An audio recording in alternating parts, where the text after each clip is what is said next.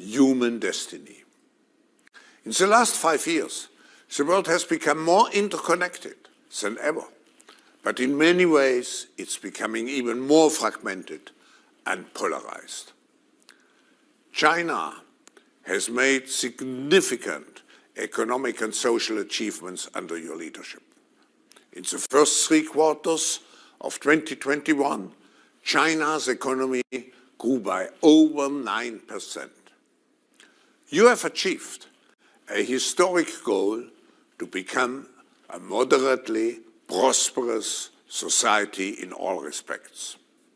Mr. President, I strongly echo your remarks in 2017 that mankind has made progress by surmounting difficulties, and when encountering difficulties, we should join hands and rise to the challenge. I believe this is the best time for leaders to come together and work jointly for the world to become more inclusive, more sustainable, and more prosperous. We now welcome His Excellency Xi Jinping, President of the People's Republic of China. 尊敬的施瓦布主席 Professor Klaus Schwab, ladies and gentlemen, friends, greetings to you all. It is my pleasure to attend this virtual session of the World Economic Forum. In 2 weeks' time, China will celebrate the advent of spring in the Lunar New Year, the Year of the Tiger. In Chinese culture, tiger symbolizes bravery and strength, as the Chinese people often refer to spirited dragon and dynamic tiger, or soaring dragon and leaping tiger. To meet the severe challenges facing humanity, we must add wings to the tiger and act with the courage and strength of the tiger to overcome all obstacles on our way forward. We must do everything necessary to clear the shadow of the pandemic and boost economic and social recovery and development, so that the sunshine of hope may light up the future of humanity. The world today is undergoing major changes unseen in a century. These changes, not limited to a particular moment, event, country, or region, represent the profound and sweeping changes of our times. As changes of the times combine with the once-in-a-century pandemic, the world finds itself in a new period of turbulence and transformation. How to beat the pandemic and how to build the post-COVID world. These are major issues of the common concern to people around the world. They are also major, urgent questions we must give answers to. As the Chinese saying goes, the momentum of the world either flourishes or declines. The state of the world either progresses or regresses. The world is always developing through the movement of contradictions. Without contradiction, nothing would exist. The history of humanity is a history of achieving growth by meeting various tests, and of developing by overcoming various crises. We need to move forward by following the logic of historical progress, and develop by riding the tide of development of our times. Notwithstanding all vicissitudes, humanity will move on. We need to learn from comparing long history cycles and see the changing things through the subtle and minute. We need to foster new opportunities amidst crises, open up new horizons on the shifting landscape, and pull great strength to go through difficulties and challenges.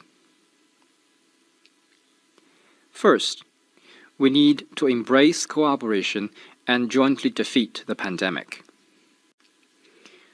Confronted by the once-in-a-century pandemic, which will affect the future of humanity, the international community has fought a tenacious battle.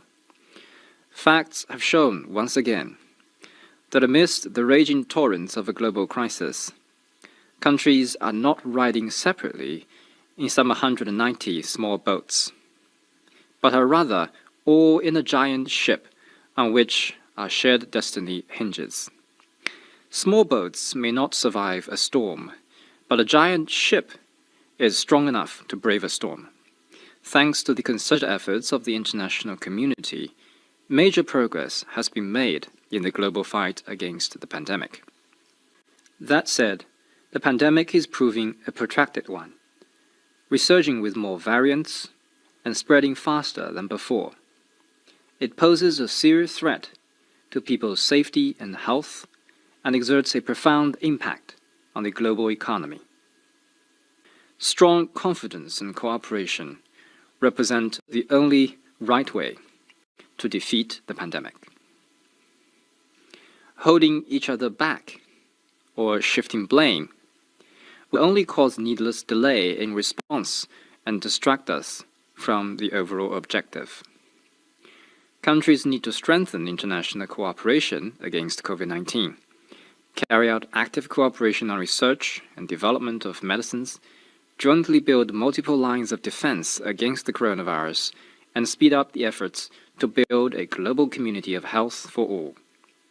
Of particular importance is to fully leverage vaccines as a powerful weapon, ensure their equitable distribution, quicken vaccination, and close the global immunization gap, so as to truly safeguard people's lives, health, and livelihoods.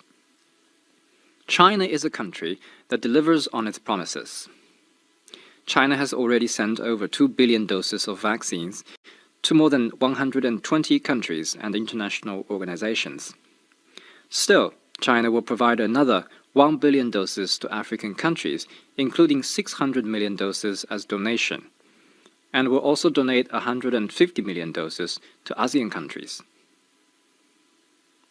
Second, we need to resolve various risks and promote steady recovery of the world economy.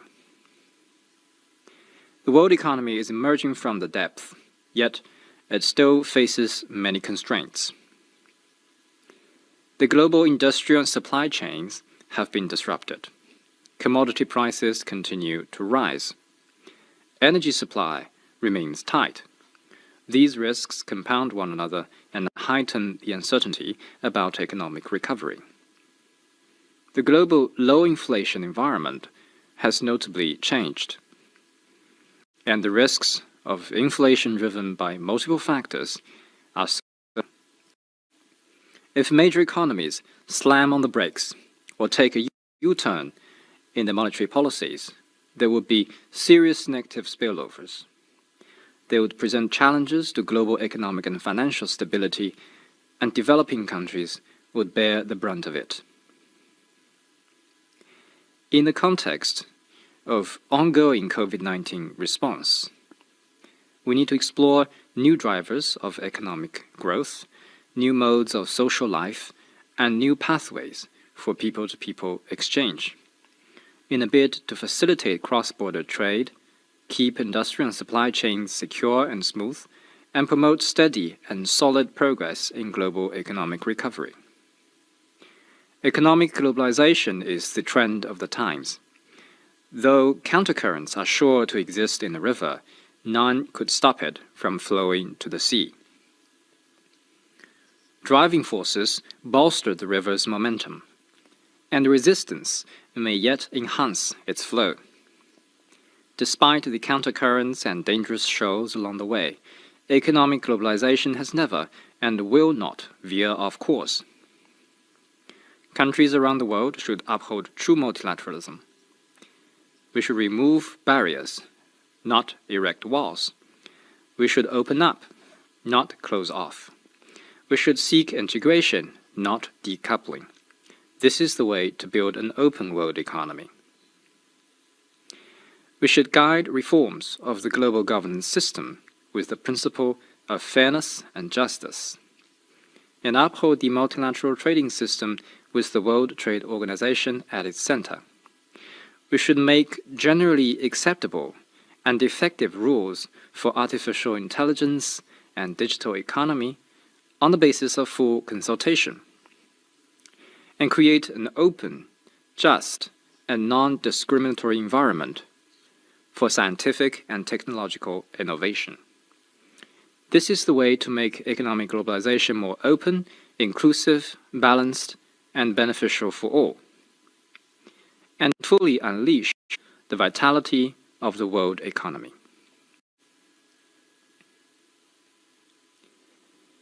A common understanding among us is that to turn the world economy from crisis to recovery, it is imperative to strengthen macro-policy coordination.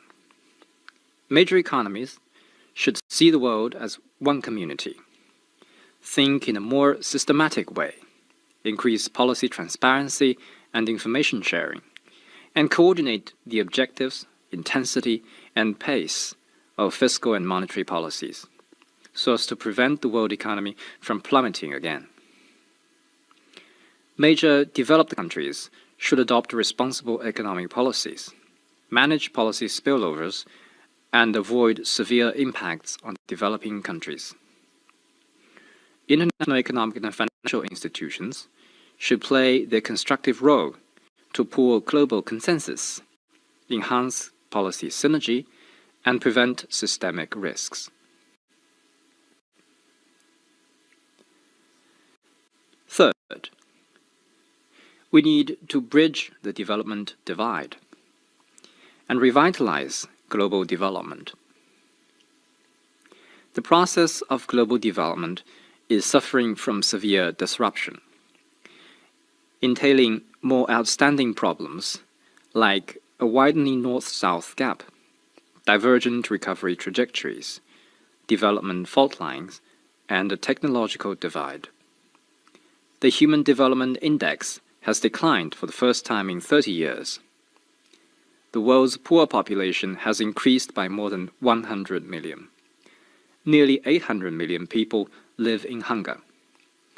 Difficulties are mounting in food security, education, employment, medicine, health, and other areas important to people's livelihoods. Some developing countries have fallen back into poverty and instability due to the pandemic. Many developed countries are also living through a hard time. No matter what difficulties may come our way, we must adhere to a people-centered philosophy of development. Place development and livelihoods front and center in global macro policies. Realize the UN's 2030 Agenda for Sustainable Development, and build greater synergy among existing mechanisms of development cooperation to promote balanced development worldwide. We need to uphold the principle of common but differentiated responsibilities, promote international cooperation on climate change in the context of development, and implement the outcomes of COP26 to the United Nations Framework Convention on Climate Change. Developed economies should take the lead in honoring their emissions reduction responsibilities, deliver on their commitment of financial and technological support, and create the necessary conditions for developing countries to address climate change and achieve sustainable development. Last year, I put forward a global development initiative at the UN General Assembly to draw international attention to the pressing challenges faced by developing countries. The initiative is a public good open to the whole world, which aims to form synergy with the 2030 Agenda for Sustainable Development and boost common development across the world. China stands ready to work with all partners to jointly translate the initiative into concrete actions and make sure that no country is left behind in this process. Fourth, we need to discard Cold War mentality and seek peaceful coexistence and win-win outcomes. Our world today is far from being tranquil. Rhetorics that stoke hatred and prejudice abound. Acts of containment, suppression, or confrontation arising thereof do all harm, not the least good, to world peace and security. History has proved time and again, the confrontation does not solve problems. It only invites catastrophic consequences. Protectionism and unilateralism can protect no one. They ultimately hurt the interests of others as well as one's own. Even worse are the practices of hegemony and bullying, which run counter to the tide of history. Naturally, countries have divergences and disagreements between them. Yet, a zero-sum approach that enlarges one's own gain at the expense of others will not help. Acts of single-mindedly building exclusive yards with high walls or parallel systems, of enthusiastically putting together exclusive small circles or blocks that polarize the world, of overstretching the concept of national security to hold back economic and technological advances of other countries, and of fanning ideological antagonism and politicizing or weaponizing economic, scientific, and technological issues will gravely undercut international efforts to tackle common challenges. The right way forward for humanity is peaceful development and win-win cooperation. Different countries and civilizations may prosper together on the basis of respect for each other, and seek common ground and win-win outcomes by setting aside differences. We should follow the trend of history, work for a stable international order, advocate common values of humanity, and build a community with a shared future for mankind. We should choose dialogue over confrontation, inclusiveness over exclusion, and stand against all forms of unilateralism, protectionism, hegemony, or power politics. Ladies and gentlemen, friends, last year, the Communist Party of China celebrated the 100th anniversary of its founding. Through a century of tenacious struggle, the CPC has rallied and led the Chinese people in accomplishing remarkable achievements in the advancement of the nation and the betterment of people's lives. We have realized a moderately prosperous society in all respects and won the battle against poverty, both according to plan, and found a historic solution to ending absolute poverty. Now China is marching on a new journey of building a modern socialist country in all respects. China will stay committed to pursuing high-quality development. The Chinese economy enjoys a good momentum overall. Last year, our GDP grew by around 8%, achieving the dual target of fairly high growth and relatively low inflation. Shifts in the domestic and international economic environment have brought tremendous pressure, but the fundamentals of the Chinese economy, characterized by strong resilience, enormous potential, and long-term sustainability, remain unchanged. We have every confidence in the future of China's economy. The wealth of a country is measured by the abundance of its people. Thanks to considerable economic growth, the Chinese people are living much better lives. Nonetheless, we are soberly aware that to meet people's aspiration for an even better life, we still have much hard work to do in the long run. China has made it clear that we strive for more visible and substantive progress in the well-rounded development of individuals and the common prosperity of the entire population. We are working hard on all fronts to deliver this goal. The common prosperity we desire is not egalitarianism. To use an analogy, we will first make the pie bigger and then divide it properly through reasonable institutional arrangements. As a rising tide lifts all boats, everyone will get a fair share from development, and development gains will benefit all our people in a more substantial and equitable way. China will stay committed to reform and opening up. For China, reform and opening up is always a work in process. Whatever change in the international landscape, China will always hold high the banner of reform and opening up. China will continue to let the market play a decisive role in resource allocation, and see to it that the government better plays its role. We will be steadfast in consolidating and developing the public sector, just as we are steadfast in encouraging, supporting, and guiding the development of the non-public sector. We will build a unified, open, competitive, and orderly market system, where all businesses enjoy equal status before the law and have equal opportunities in the marketplace. All types of capital are welcome to operate in China in compliance with laws and regulations, and play a positive role for the development of the country. China will continue to expand high-standard opening up, steadily advance institutional opening up that covers rules, management, and standards, deliver national treatment for foreign businesses, and promote high-quality Belt and Road cooperation.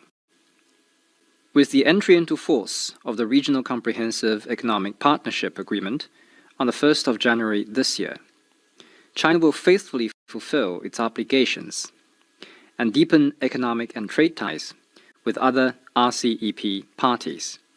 China will also continue to work for the joining of the Comprehensive and Progressive Agreement for Trans-Pacific Partnership and the Digital Economy Partnership Agreement, with a view to further integrating into the regional and global economy and achieving mutual benefit and win-win results. China will stay committed to promoting ecological conservation.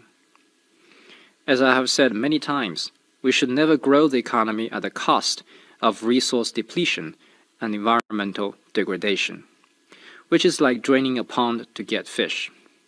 Nor should we sacrifice growth to protect the environment, which is like climbing a tree to catch fish. Guided by our philosophy that clean waters and green mountains are just as valuable as gold and silver, China has carried out holistic conservation and systematic governance of its mountains, rivers, forests, farmlands, lakes, grasslands, and deserts. We do everything we can to conserve the ecological system, intensify pollution prevention and control, and improve the living and working environment for our people. China is now putting in place the world's largest national parks system. Last year, we successfully hosted COP15 to the Convention on Biological Diversity, contributing China's share to a clean and beautiful world. Achieving carbon peak and carbon neutrality are the intrinsic requirements of China's own high-quality development, and a solemn pledge to the international community. China will honor its word and keep working toward its goal. We have unveiled an action plan for carbon dioxide peaking before 2030, to be followed by implementation plans for specific sectors such as energy, industry, and construction. China now has the world's biggest carbon market and biggest clean power generation system. The installed capacity of renewable energy has exceeded 1 billion kilowatts, and the construction of wind and photovoltaic power stations, with a total installed capacity of 100 million kilowatts, is well underway. Carbon peak and carbon neutrality cannot be realized overnight. Through solid and steady steps, China will pursue an orderly phase-down of traditional energy in the cause of finding reliable substitution in new energy. This approach, which combines phasing out the old and bringing in the new, will ensure steady economic and social development. China will also actively engage in international cooperation on climate and jointly work for a complete transition to a greener economy and society. Ladies and gentlemen, friends, Davos is known as a heaven for winter sports. The Beijing Olympic and Paralympic Winter Games will open soon. We are confident that China will present a streamlined, safe, and splendid games to the world. The official motto for Beijing 2022 is "Together for a shared future. Indeed, let us join hands with full confidence, work together for a shared future. Thank you. Mr. President, thank you for sharing with us your thoughts on the Agenda 2022. As you noted, we must unite all our forces in the pursuit of a more resilient, more inclusive, and more sustainable global economic development. In your speech, you highlighted that in this journey, we must always remind ourselves that despite the different views we may hold on various issues, we belong to a single global humanity, becoming ever more interconnected. As we take the path forward, dialogue and cooperation leading to joint solutions are the key, the only key for humanity living in peace and prosperity. On behalf of all the participants who have joined this opening session, I would like to thank the President of the People's Republic of China, His Excellency Xi Jinping, for this important dialogue. And if I may add a personal note, I wish you and the Chinese people all the best for the Year of Tiger. And we wish you also great success for the forthcoming Olympic Games.